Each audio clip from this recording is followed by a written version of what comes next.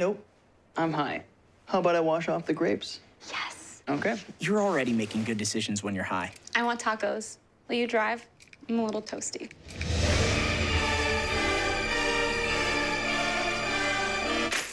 Nope. I'm high. Let's order in. Don't make an exception when it comes to driving. If you feel different, you drive different. See on page 4 that the projections need to be tornado next Thursday. Seriously? Thursday? Can't do that. This is really inconvenient. I have yoga that day. I have no time for this. So, I can't do Thursday, but I can do Friday. Disasters don't plan ahead. You can. Talk to your loved ones about how you're going to be ready in an emergency. Don't wait. Communicate. I want to eat apples and bananas. I need to eat apples and bananas. Why can't I eat apples and bananas? Support the Feeding America nationwide network of food banks to help provide meals to those in need. Join us at feedingamerica.org. Good evening and welcome to Eagle Eye News at 6. Eagle Eye has done a great job. And welcome to Eagle Eye News at 6. We are just having a great time here in Auburn, Alabama. The party is not over yet. Eagle Eye TV, Auburn's news leader.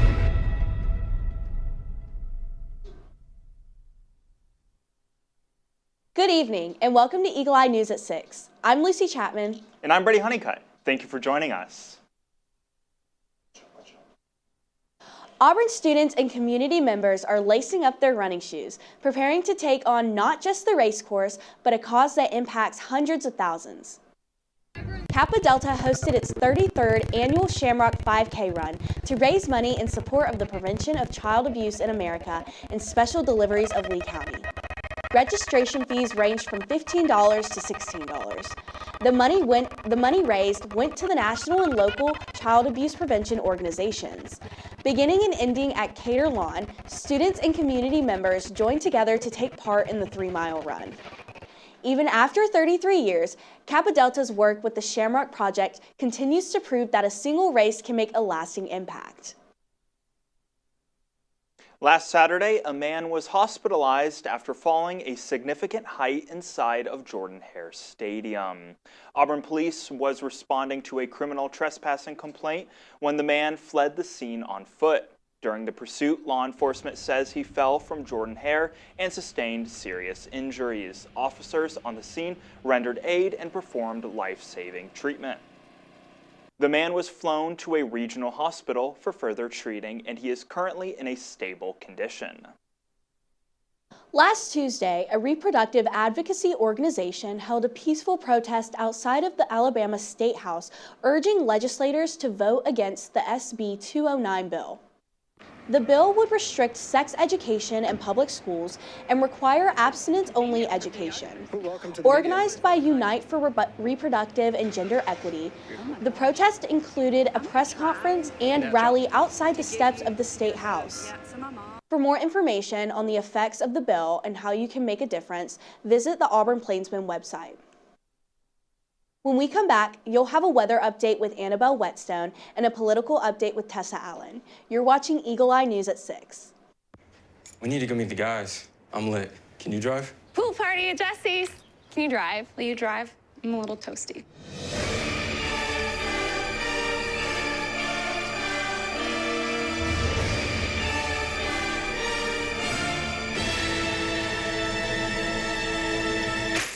Nope. Nope, I'm high. But I can order us a ride. Okay. Friendly reminder, don't drive high. If you feel different, you drive different. Pool party at Jesse's.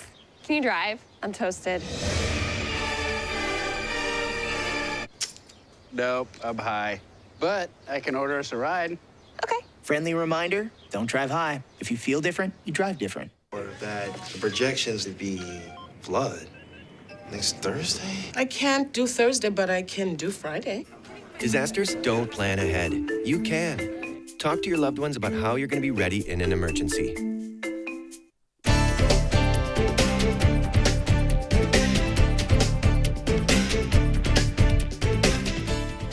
Welcome back to Eagle Eye News at 6. My name is Annabelle Whetstone, here with your weather outlook for the rest of the week here on the Plains. We are expecting a dry 3 days with no potential rainfall during the week. Temperatures are slowly warming up to about high 60s and low 70s, and they will be slowly rising throughout the week. Moving into the weekend, we're seeing cloudy conditions with lower temperatures in the morning. Saturday, the sun likely will not show, but the high is 65. Sunday is looking like rain for most of the day and into the evening. That's all I have for you. When we come back, you'll have a political update from Tessa Allen. You're watching Eagle Eye News at 6. Yeah! Sam, Elmo! Oh, hey, Julia. Are you ready to play band with us? I'm going to play my clarinet. And Elmo's gonna play his drum. Drum loud. Oh, well, you know what to do, Julia. Julia knows. Mm-hmm. With Julia's autism, loud sounds can be too much. But she still loves to make music. Play band. Early screening for autism can make a lifetime of difference. Find out more at screenforautism.org. Put the keys down, Kevin. But I'm gonna drive home. There are several warning signs present that you shouldn't be driving. My text-to-emoji ratio has gotten a little out of hand. A little? Yep, I'm definitely gonna call a ride home. Yo, Scott. Hey. I'm heading out, man. You want to ride? No, I got my car, but I actually really need to go to the bathroom. Oh, you know what? I was just in there. The line is like 10 people long. You know, I think I'll just...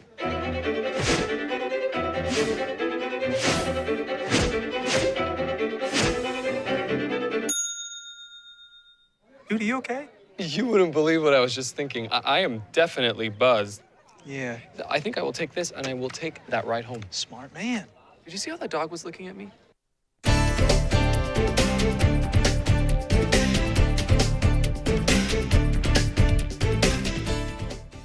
Welcome back to Eagle Eye News at 6. Israel's prime minister says Iran will be the top of the agenda for his talks with Donald Trump.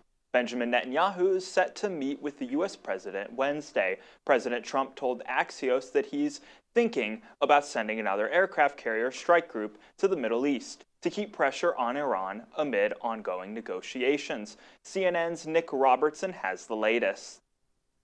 It's the seventh time the pair will be meeting, and before leaving, the Prime Minister of Israel said that, he pointed to that close relationship, the fact that he's seen and met with President Trump on so many occasions, just during the president's second term. And he points to that, saying this indicates the strength of the relationship that I have with President Trump. This indicates the strength of the relationship between Israel and the United States. And the implication of that is that when he goes into his meeting with President Trump, he is going to get listened to, and hopefully more than that, the president will act on what he's saying. And what he said is going to go into that meeting talking about, first and foremost, he said, is the Iran talks. He wants to be able to give his view on what negotiations and talks should be like. And he is very concerned, he has said, about Iran's ballistic missile program, about Iran's funding and supporting of proxies in the region here. President Trump has said that and he said this on Friday, that he is happy talking to Iran at the moment in the talks only about the nuclear issue and not about the missiles and not about the supporting of proxies in the region. Ali Laranjani, very senior Iranian official, the head of the Supreme National Security Council in Iran, had meetings in Oman with the Sultan. That's quite exceptional. It sort of hints that the talks that were held on Friday, although both sides came out and said they were positive, it hints that there were some difficulties below the surface there. And we've heard from Laranjani speaking after that meeting in Oman, saying that one of the things he thinks should happen in the next step, next phase, should be a strategic threat reduction. And by that, I think, is implying that the United States needs to back off with its aircraft carrier and other armaments in the region. He does say that he supports and thinks that the United States wanting to talk only about the nuclear file now is the right way to go, an improvement over previous administrations, he said. And if that's successful, then there's the possibility of moving on to other issues. He doesn't say missiles, he doesn't say proxies, but he does say that there's that possibility. I think the caveat here has to be, when looking at Iranian negotiations over the years, this phased approach is favored by them, and it doesn't mean everyone's going to get to the next step. And when it comes to instability in the region, Laranjani pointed a finger very clearly at Israel. But it is Prime Minister Netanyahu who's actually going to be in the room at the White House with President Trump on Wednesday. And that deep and strong connection that they have will count for something, the Israeli leader hopes. At the moment, though, it really does seem as if the possibility of talks continue. The threat of force, if not, is still very real. Major developments in the Nancy Guthrie case came late Tuesday evening, with a person detained for questioning. This coming just hours after the FBI released doorbell camera footage from outside Guthrie's front door taken the night she disappeared, showing a masked armed person. Yvonne Rodriguez is in Catalina Foothills, Arizona, with all the latest developments. The images released by the FBI are the biggest break in the case so far. Investigators hope that by releasing these images, someone will be able to recognize this person and provide that crucial tip. A man is speaking out after being detained and questioned by authorities over the disappearance of Nancy Guthrie. And they told me I was being detained for kidnapping. And I asked him, like, well, kidnapping of who? And they told me this lady, I don't know her name. And, Nancy Guthrie? Yeah, that's her. And I told him, I work in Tucson for GLS. I might have delivered a package to your house, but I never kidnapped anybody. The individual was detained during a traffic stop an hour's drive south of Tucson. Authorities executed a search warrant at a home and also searched a car.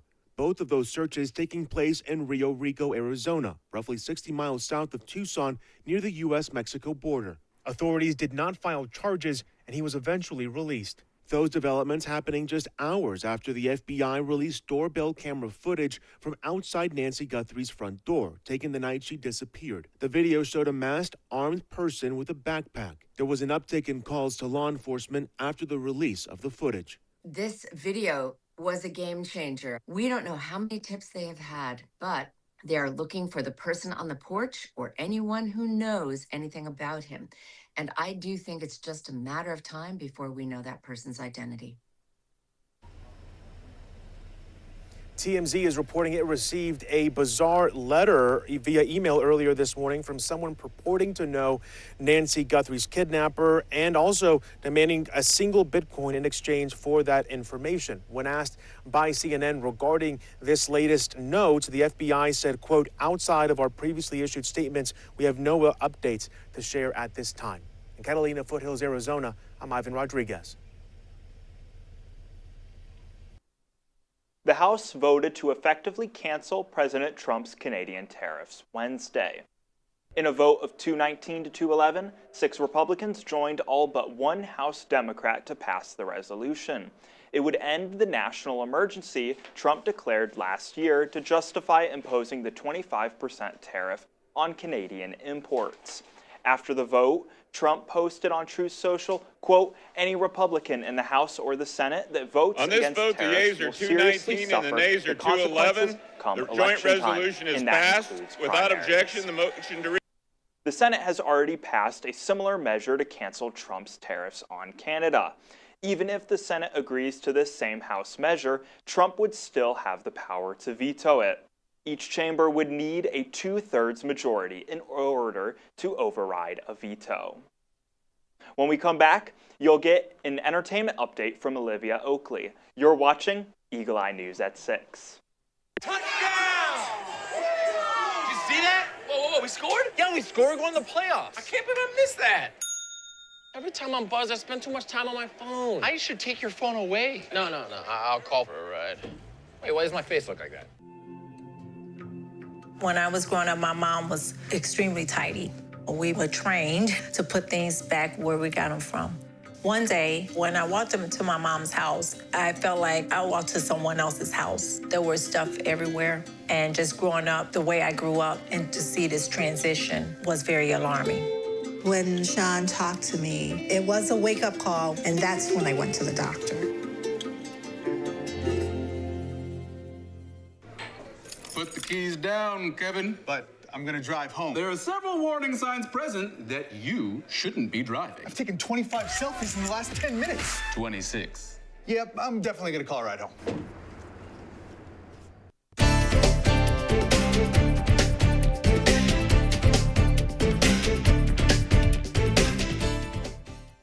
Welcome back to Eagle Eye News at 6. I'm Olivia Oakley, here to give you your entertainment news for the week. Do you think you have what it takes to perform at the Super Bowl halftime show? The competition to land a role in Bad Bunny's halftime show was pretty intense. Andrew Atheist describes his experience landing the job.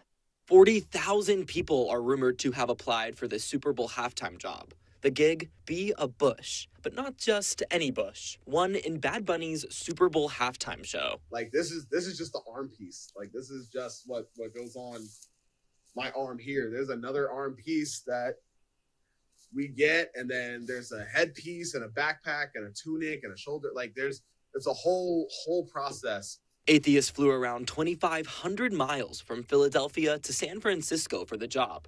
The requirements were you had to be between 5'7" and 6 foot, no bigger, no smaller, and you had to be somewhat athletic and marching band experience, which I kind of had, and also comfortable with wearing a 45-pound costume and not claustrophobic. Atheist says organizers opted to use people instead of carts with props, since there's a limit to how many can be on the field at once.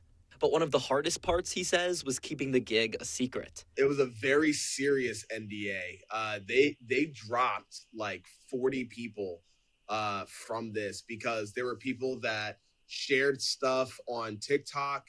While he didn't get to personally meet Bad Bunny, he says just playing a small part in the show was more than enough. As a Jamaican, being surrounded by, people of all these different cultures and ethnicities and, a Puerto Rican superstar that is, on a global scale, we all feel like, we're Puerto Rican, last night. But at the same time, we all felt human.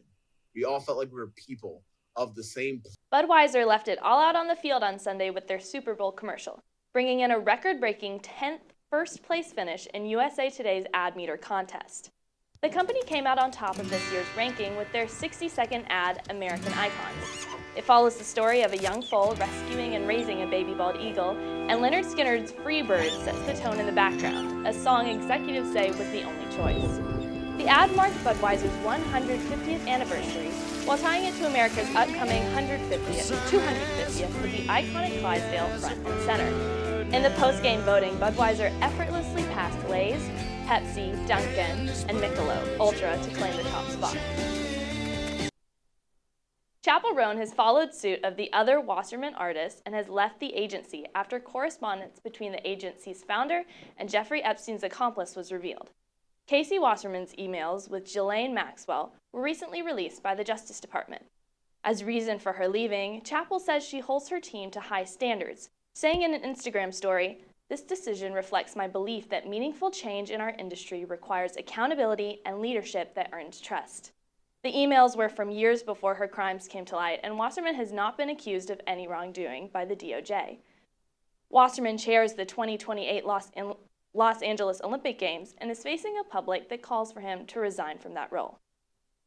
With the 2026 Winter Olympics in full swing, people are getting creative with ways to bring that spirit of the season to their own homes. Check out a crafty Minnesota grandpa's gift to his grandkids, a backyard winter wonderland complete with a literal luge track. Care reports Steve Blees of Scandia got the idea while mowing his hilly property a few years ago and made it a reality in the winter, digging out a nearly 300-foot-long luge track he's nicknamed the Papa Bear Plunge. The kids say they're blown away by their grandpa's efforts. Meanwhile, Blees says it's just what good grandpas do. That's all I have for you today. When we come back, you'll get a business consumer update from Lucy and Brady. I'm Olivia Oakley, and you're watching Eagle Eye News at 6.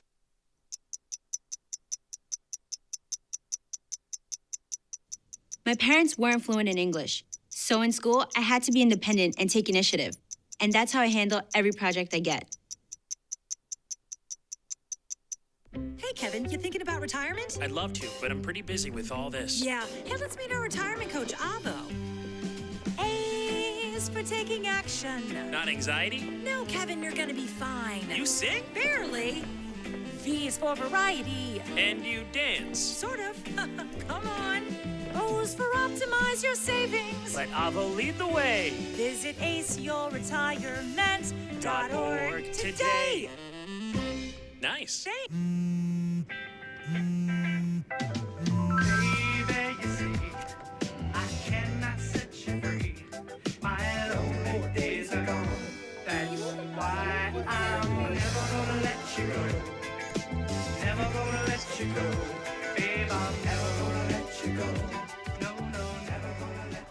Here you go. Thank you. Thank you.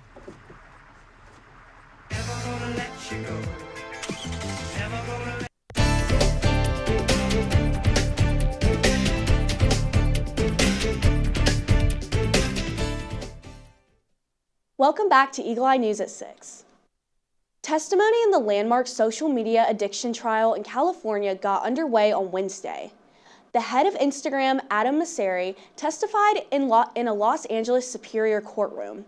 Mosseri was asked whether Instagram hooks young users. He said he doesn't think users can be, quote, clinically addicted to the app, though he acknowledged that problematic use was possible.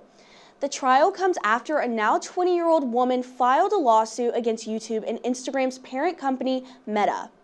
She alleges the companies deliberately developed addictive features to get young people hooked and that her mental health has been harmed as a result. A lawyer for Meta argued that women's mental health challenges were due to her difficult childhood. The jury will likely not hear many arguments related to Instagram or YouTube's content. That's because a federal law shields tech companies from liability over content that their users post. This lawsuit is the first of more than 1,500 similar cases going to trial. A legal battle is underway in Massachusetts over the scent of chicken. A Raising Cane's in Boston has filed a lawsuit against a building owner. According to the suit, the landlord is threatening to evict the Chicken Finger restaurant over its chicken finger smells. The company says it has spent $230,000 in an effort to minimize the odor. They want the court to determine if they've made reasonable efforts to do so. The lawsuit alleges the landlord is accusing Raising Cane's of violating the lease with their uncontrolled chicken smells because they are negotiating a lease with another restaurant to take its place. The company claims that would violate the terms of their lease, which is set to end in 2037. American Airlines leadership has lost the faith of its rank and file. Its flight attendant union issued a unanimous vote of no confidence against CEO Robert Isom Monday. That comes just 3 days after the pilots union asked to meet with the board of directors. They want to discuss the company's performance, which is dismal. American operates more flights and carries more passengers than any other domestic airline. Yet, it only accounts for 6% of the industry's profits. Delta earned 56% while United got 43%. The numbers are extremely important because pilots and flight attendants get a share of airline profits. Neither union is currently involved in contract negotiations, which makes their actions even more noteworthy. We're out of time, but for more Auburn news, head over to our website, eagleeyeauburn.com, to check out our social media pages. I'm Brady Honeycutt. And I'm Lucy Chapman. Thank you for watching, and War Eagle. She gave them some broth.